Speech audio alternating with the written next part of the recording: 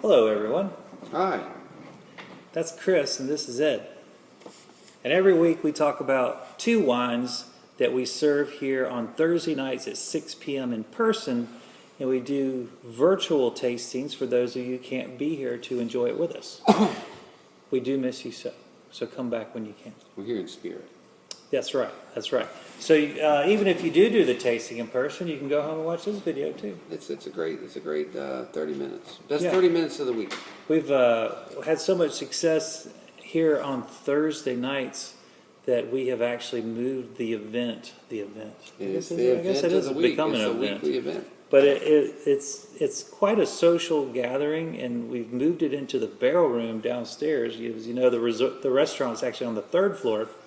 So Tyler, our winemaker, is kind enough to share some space for our treasured guests. Great ambiance. It's really cool down there, literally. But more than literally, it's cool. It's this dark time of year, and cool, yeah. But and also the octaves are just right. You get kind of rowdy up here on the main floor. Yeah, and the way we were doing it before at the chef's table, there was a lot of competition for seating. And attention. So this has really helped us out a lot. So if you do come visit us, be ready to go down into the barrel room, into the dungeon as we call it. It's so cool down there. The lighting is great. The ambiance is wonderful. Yeah. The acoustics are perfect. It's just a great atmosphere. Yeah, it's a lot of fun. We actually taste 4 wines in person, but you're going to be doing 2 virtually. And wow, it's 2 kind of a little bit off the beaten path from our week. I mean, sometimes there's always one, but I mean, have back to back like this. I like where your mind is. I feel like I want to do the classics, and I want to do the modern ones and all that, but also I want to showcase, the whole freaking world. So that's what we're going to do today. 2 at a time, right? We're gonna do it, and this is Albariño, the great white grape of Spain and Portugal, the Iberian Peninsula, if you will. And this is indigenous to this area, so you don't really see this grape anywhere else in the world for the most part. Thank you. I don't know why we don't try growing it in other places, but maybe it's just kind of like a homebody and wants to stay there. Maybe they're not selling any grapes either. Maybe they're not selling the seed stock. Yeah, maybe they were hoarding it, maybe. But this is one of these, what I would call a somm wine. It's one of the wines that I have when I do blind tastings. I'm supposed to be able to identify in a blind tasting, and there's only a dozen or so white grapes that are in the certified level that you have to know just on blind, and Albariño is one of those to attest to its importance in the wine world. So it's certainly in the top 15 of all grape varietals in terms of importance of identification by sommeliers. So I think it's important for you to be able to at least try it and be familiar with it. But, one of the great hallmarks, I would say, of this wine is it has a savory salinity to it that you just don't get from other wines. Now, there are grapes that are grown by the ocean that certainly do showcase some of that, but this grape seems to do it more than any other grape, and that's why chefs love it. There's so many things you can do with this wine. All kinds. If there's a fish, you can put it with it. If there's something green, you can put it with it. If there's a salty cheese, you can do that with it. There's a lot of opportunities, not to mention any kind of starch. If you think about things that like salt, well, potatoes love salt. Pasta, rice. Yeah, it just goes on and on. So incredibly versatile in terms of its food pairing ability. So I think that everyone should have this on our radar for sure. We've done a few Albariños over the years, not a lot. This one really struck my fancy. I do taste a lot of these, and to be honest with you, a lot of them are pedestrian. They are within the style, but they don't really jump out to me. This one, however, Sheffy, is absolutely beautiful from Abeillo. And this, to me, is an exceptional quality. It is. You can tell immediately it's the upper echelon of the varietal. So I got one for you. Tell me if you're getting it all, but I'm getting banana and plantain on the nose. I mean, it's just I can't ever recall getting such a pronounced. plantain or banana on the nose of a wine. I mean, that's that was never, Oftentimes we get on the palate, particularly with some kind of those tropical notes and in a really developed Chardonnay or even sometimes a Viognier, we get it. But you're right, it doesn't ever seem to be on the nose. never on the nose. But this is a first for me. But boy, the citrus on the palate, and there is such a weight to this wine, Chef. It has just this. It's like it weighs a ton on your palate. You're absolutely right. And lime, which I'm getting a lot of lime, can be very light. When you think of things weight wise, lime is more sharp than heavy. Yeah. And but it just. It's like this riding a lime concrete right there. Right. I mean, it's got it all. It is lovely, and that just when you said lime, I immediately was like, wow, this would be killer with ceviche. Ceviche. That's exactly. Like we already talked about the film. Like, can we change this? But yeah, so beautiful presentation on the bottle. It's a twist off for easy drinking and driving. Just kidding. Who would do that? We don't call these car wines. That's crazy. No. But all kidding aside, this is a really big bang for the buck. And if you've had some Albariños, you thought, take it or leave it, give this one a shot because it is certainly a higher quality wine than most Albariños that we've certainly seen in the last couple of years. Yeah, and buying Albariño blind, I mean, watch out. I mean, because you really can get some very unbalanced, sometimes in other varietals, you can get away with it, but it's an unbalanced Albariño is not a good trip down the ocean, but this is just world class. That is really nice. There's like a white pepper, maybe I don't know, maybe like a watered down wasabi. You know what I mean? I'm not saying that this is spicy hot, but the flavor profile. If you could remove the heat and just have the pure taste, absolutely. And that salinity is just so cool. I mean, it's everywhere. I could put that in my neti pot. Oh, absolutely. Just do a little saline solution. Next week's show, guys. If I'm in the hospital next week. What happened here? Now you know why. It was a neti pot at a coastal Albariño. Quit asking questions. Not again. Well, so you have something in mind for this show? Yeah, well, it's totally you inspired. Of course, we are getting the first of the season shishitos in this week. So, Chef Ed was asking for green, and so what providence that is that we're getting those in, and certainly, went ahead and got some feta too. You were talking about feta, so we'll have some blistered shishitos and feta cheese. Maybe I'll throw a little shrimp or something on top of that. It'd be great, wouldn't it? Sounds awesome. Yeah, we had a great Or you might end up with ceviche. Who knows? Yeah. Well, those shishitos. Today's Wednesday. Tomorrow may be a different thing. Those shishitos, you had a good supply of them last year. Oh, we had abundant. I mean, just grocery bags. Yeah, we actually put them on the list. I mean, on the menu, rather. Mm-hmm. And I had to freeze them, there at the end. I was charring and freezing just because, even on busy weeks, they were just so prolific. Yeah. And of course, I don't like to, farmers grow them, we like to buy them. So we don't want to stick anybody. So, they froze great. We made some different sauces. Right. We actually even made some of the pepper jelly for the ONS boards out of those too. So. That's right. And Chef, speaking of farming, I just wanted to let you know that I do have some blueberries that I handpicked myself for you. I saw some imagery of you actually handpicking. I was at the Carver's Falls farm, a.k.a. my dad's estate. house. Yeah, and he's got a bunch of blueberry bushes, and we picked blueberries. And by the grace, you had a good team there too. Oh I yeah, saw Will, your dad, and Lisa was Elizabeth. out there. And don't forget all the dogs. We had the dogs running around. It was great. But by the grace of God, it was cloudy. It wasn't 95 degrees in Fayetteville. I couldn't believe it. It was the one day. The one day, and I just happened to be there. And it actually slightly drizzled a little bit. So it was just like having. Oh yeah. Yeah, because I melt. I'm a wimp when it comes to heat. You are. It's funny because I grew up in Dallas, but that was a long time ago. That was a long time ago. My dad a lot of pounds ago. My dad grew up in Vermont, if the temperature gets below 70, I mean, he starts to panic. Just because you grew up doesn't mean you want to keep it that way. True that. True that. Well, that is going to be lovely no matter what you decide to do with that, Chef.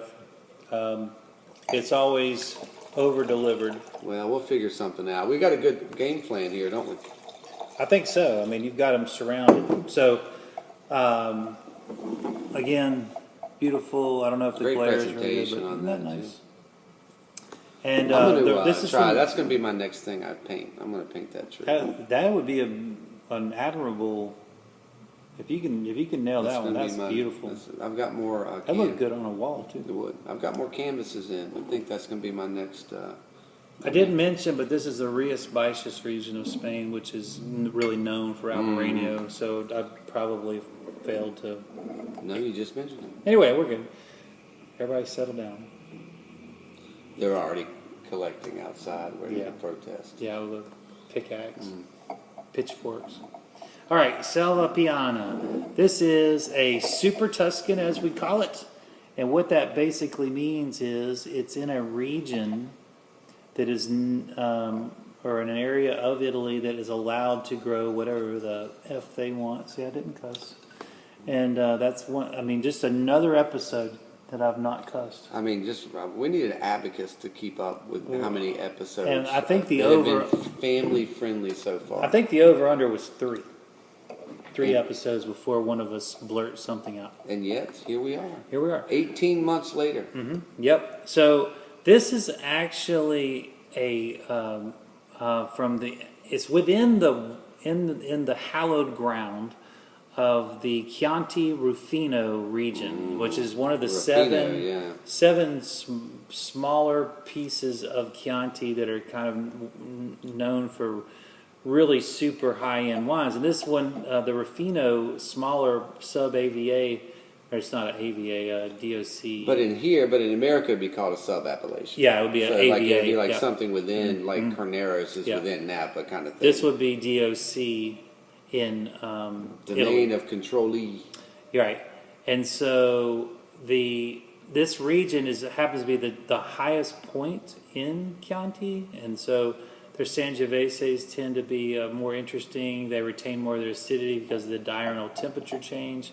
And then, of course, because it is a super Tuscan, that means they can grow whatever the heck they want. Well, they're already growing Sangiovese, so you can assume that there's going to be Sangiovese in their super Tuscan blends.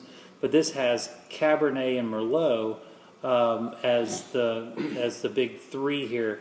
And this is a very typical style blend of the Super Tuscans, the great Super Tuscans. And, the restrictions of what you can grow are, rigid. Let's say rigid in most of the Italian DOCs and DOCGs. And that's to make sure that everyone knows what they're getting when they buy it. But for the winemaker's sake, to be allowed to do these IGTs, these have more freedom, it gives them the ability to have something on the side. So they can do all that focus on a great Chianti or Chianti Reserva, which actually this particular winery specializes in. They can do that. They can do that traditional, make the best of the Sangiovese that it has to offer. But then they can also dabble in being creative and trying to stretch out, what can we do with Sangiovese? How does it blend with other wines? And this has been going on since the 70s. And to be honest with you, usually in the top 10 of the world, there's going to be 3 or 4 Super Tuscans in the top 10. Are always there. There's just so much money in these because they're so freaking good. You can't blame them for getting involved, and they've been involved for a very long time. They were some of the first people to do it. So this is really a super high-end producer, and you're getting a Super Tuscan at a super great value, under $25. So that's unheard of. Well, the Super Tuscans that are regularly released, 175, 225, 275 for the likes of the higher end. But just like in everything else, there are other more value added. Not actually, I want to take it back. Those are great values at those even at prices. that price point, I don't, but not everybody wants to spend $300 or doesn't feel comfortable. They wouldn't enjoy the bottle because they'd be so thinking about Well, oh gosh. yeah, it's like it would never live up to the expectation you put on it. So if you want to dabble in Super Tuscans, this is a great way to do it. Now this wine, I'm not going to candy coat. It's very complex. It's a big wine. And it has a big nose and a big palate, and it's got a lot going on, Shel. It's gigantic. I took the first sip a minute ago, and I'm not ready for my second sip. Yeah, This doesn't happen very often. Yeah, it made a big impression on me the first time I had it. I've actually bought it twice. I haven't shown it yet. I was really trying to figure out what to do with this. I was thinking it was going to be a chef's table wine, but because it's been spring and summer, we just haven't had dishes that would stand up to this kind of. This is more going to be, I think, for food pairings. It would be more towards the fall and winter. But if you're looking for like a serious red that you just want to ruminate on, just sit and just maybe have some cheeses and meats or something. But this is a big wine. It's huge, and you can just think about it. It's huge. It'd be almost impossible to down this bottle fast. Well, that's what I'm saying. I mean, I'm still not ready. Mm-hmm. I mean, it's like you take a sip and get ready for the journey because it goes through all the stages. And big tannins on it, so it lingers. Mm-hmm. A ton of balance. There's like dry. There's so much going on in this nose. I'm trying to pick out. Obviously, it's got cherry all over the nose, but there's a medicinal kind of. There's a Robitussin-esque. Yeah, which I guess is the licorice. Right, licorice all over this. This has got so much licorice on the nose. Oh, and what's that? But there is sweet, there's sweet apple in there. What's that Greek sausage? Luganica? I'm not sure. There's a Greek sausage. I think it's called Luganica. Like with fennel in it? It has fennel and it has star anise and it has a lot of rye. It has rye. It has rye. I love that. Caraway. That's a beautiful color. That's the word I was trying to get to. I love that. So I had to go all the way around the moon to get to caraway. I'm picking up caraway. Well, it's hard because there's so many things in here. Your senses are literally overwhelmed by so many things going on. And go ahead. You got something else, don't you? I do. I can wait. Well, I was just going to say that this is the sign of a great wine. When you have the ability to pull 4 or 5 things out and still know that there's more in there that you haven't said yet, this is the sign of a great wine. It is. It is a great wine. And those little fancy mustards I've been buying at Lowe's? Yeah. They're like $12 for 3 spoonfuls. Yeah. That have the huge seeds. You open it up, it looks like caviar, not like mustard. Yeah. They've got several varieties, but I actually used one last night when I was making pickles at home. And I'm picking up that big mustard on there a little bit. It's mustard seed, big time. There's so much spice. Now, when you get to the palate, those are going to translate a little bit, but they're not nearly as overwhelming to the palate as they are to the sinus, to the nose. So don't be too intimidated by our descriptions here. When you get to the palate, you're going to be awfully pleased with how it. I don't want to call it silky. I don't, but it is getting there. And this is not in a sense it's still that wound up too. I mean, that's it's true. 18. Yeah, this thing's you can lay this down like a champ.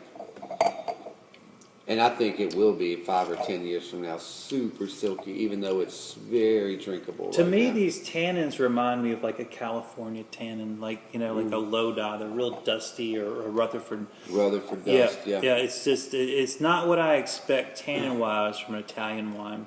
And this is a compliment. It's not a. Well, it tastes more like Barolo tannins than Sangiovese tannins. Yeah, I totally agree there. Oftentimes when we think about Chianti, we think of pretty big tannin structure because they're using usually a lot of American oak. But this is something elegant in the glass for sure. But still, now like Chef Chris was saying, this finish is going to go and go and go. It just keeps on giving back, and it becomes softer on the finish. It lays very, very well. You know, sometimes when you get a wine with this pronounced of tannin, that's not the case. You know, normally it kind of leaves you shocked a little bit. This does not. This is a very fine, elegant finish. Wow. That's a lot to think about. And elegance and super Tuscans don't always go together at this price point. This one does. Yeah, at this price point, I mean, Chef, you are this correct. is drinking like $100. This would be something that you could serve to your guests. Be very, very proud of. It's not going to be something you'll ever see in a grocery store. This one doesn't even have any English on it. It's all in Italian. I mean, which there's is not kinda one cool. word of English. So if you want to read this, just pick up an extra language and you'll know how to read it. It's almost like they weren't planning on exporting it, and like somebody made a mistake and sent it over here. It's like don't send the Americans that. You know, this is the stuff we keep for ourselves, and who could blame them? Right. It is very complex on the palate. Tannins I'm getting on the inside of my lip, on my gums, obviously on my tongue, mouth watering. There is acidity here, and it is so unabrasive. It is so hidden, the acidity. Oh, the integration is it's seamless. I mean, you would never. Well, I think you're only saying it because of the reaction, not because of the impact. Absolutely, absolutely. My mouth's watering. Yeah. And the wood on is perfect. Gosh, this is Chef. Oh well, if we're gonna keep talking, thank you. So the complexities here are throughout, but your palate is going to be very pleased with that. It's something to, like I said, kind of ruminate on and think about, and you can hang out with your buddy and talk about all the things you taste in it and smell it, and it's kind of fun. It is fun. This is a very fun one. Absolutely. Cerebral. So, indeed. I mean, we'll turn this video off and talk about this 20 more minutes afterwards. I mean, it's just crazy how great this is. So, what are you going to throw at this, food-wise? I have to go with the flat iron. I like it. I'm gonna go with the flat iron. I've got You need some protein with this. For You sure. need some protein. I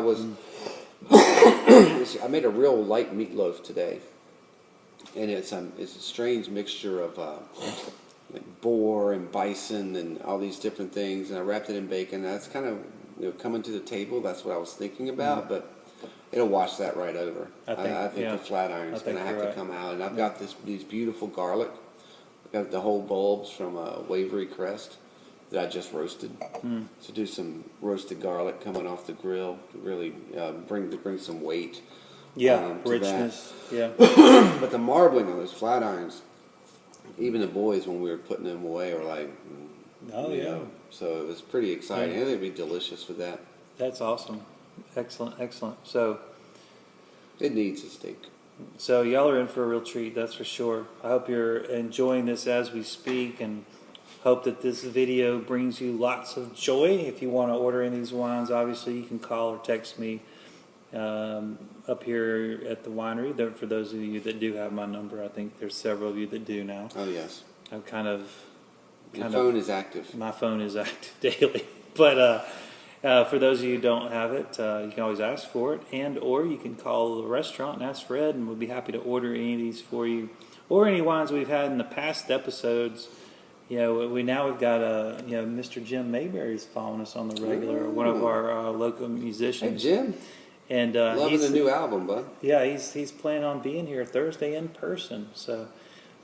We always like when we have followers that come from virtual to come to what I would call reality. Yeah, it's our reality. It's a strange reality, but reality nonetheless. Well, we always, like I said, we love doing this because Chris and I get to sit down and not talk about work in a sense of like, oh, no, what are we going to do kind of work. But it's just talk about the good things, the accomplishments. The good part of work. The good part of work. And so our stress level is down. We have wine in our glass, and that makes us happy. And we get to do it because of you guys watching, and we appreciate your support.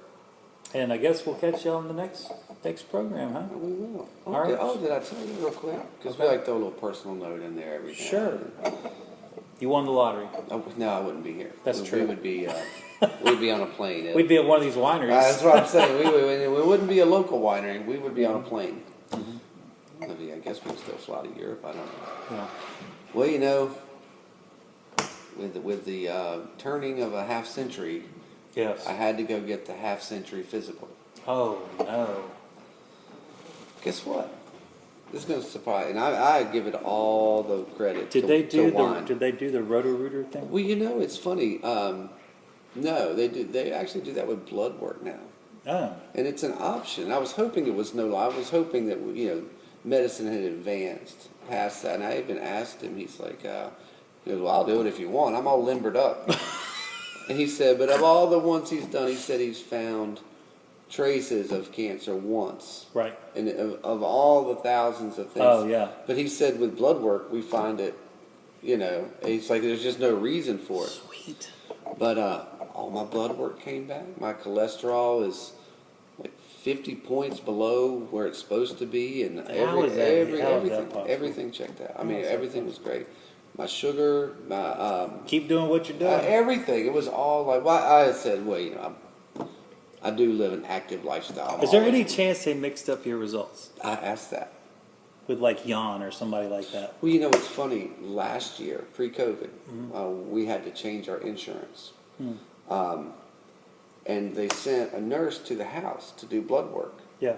So it's in limbo. It's driving around with a blood sample. Could have got mixed. Well, guess what happened when they did my blood work? They lowered my premium. Wow. No one. Have you ever heard of an insurance? They said my blood work was so good that they actually lowered how much my monthly premium was. That's amazing. So we paid less because my blood work was. It must be the wine. I'm telling you, there's no other reason. I'm three- very active. I stand. I take 20,000 steps a day, and there's that. I'm always doing something. I don't lay around on the couch. I eat fairly well, especially at home. Definitely, we eat yeah. lots of vegetables. Oh, and lettuces, and I eat wholesome. We eat tons of seafood and meats, but obviously I buy the good stuff. I don't eat any processed stuff. Yeah. I've got some things going for me, but I put it all on the red wine shoulders. I just figured the stress alone would drive your numbers through the roof. It should. They should, but you're impervious to it. Laughing. All right, everybody. Always a pleasure. We will see you soon. Take care. And Chef's going to be here forever now. At least 3 more days.